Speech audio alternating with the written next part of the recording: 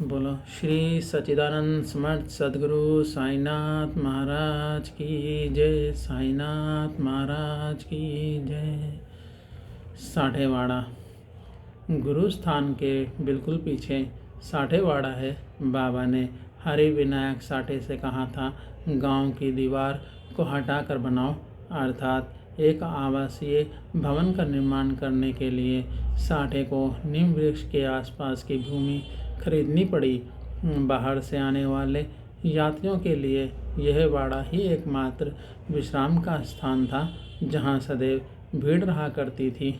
इसके बाद दीक्षित वाड़ा और बूटी वाड़े का भी निर्माण किया गया। इन तीनों में से साठेवाड़ा भक्तों के लिए बहुत उपयोगी रहा।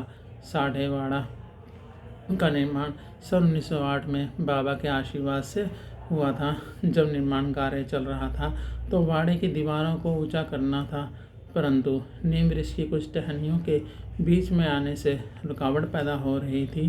किसी को भी हिम्मत ना थी कि उन्हें काट दे।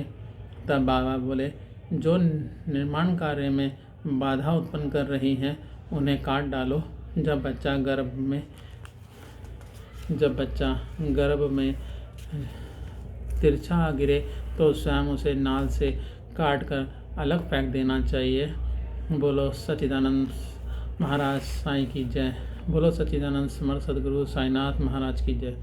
तब भी किसी भक्त की हिम्मत ना थी कि पेड़ की शाखा को हाथ भी लगा दे।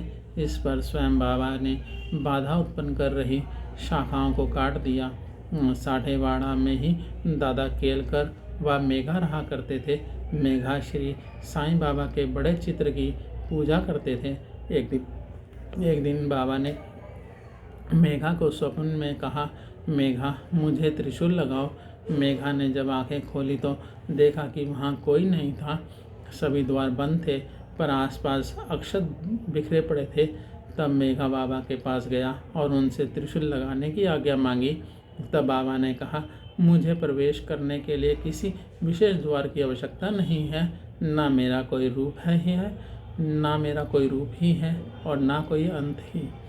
मैं सदैव सर्वभूतों में व्याप्त हूँ। जो मुझ पर विश्वास रखकर सतत मेरा ही चिंतन करता है, उसके सब कार्य मैं स्वयं ही करता हूँ और अंत में उसे श्रेष्ठ गति देता हूँ। तब बाबा ने पुणे से आए भक्त रामदासी द्वारा भेंट की गई एक पिंडी शिवलिंग मेघा को दी।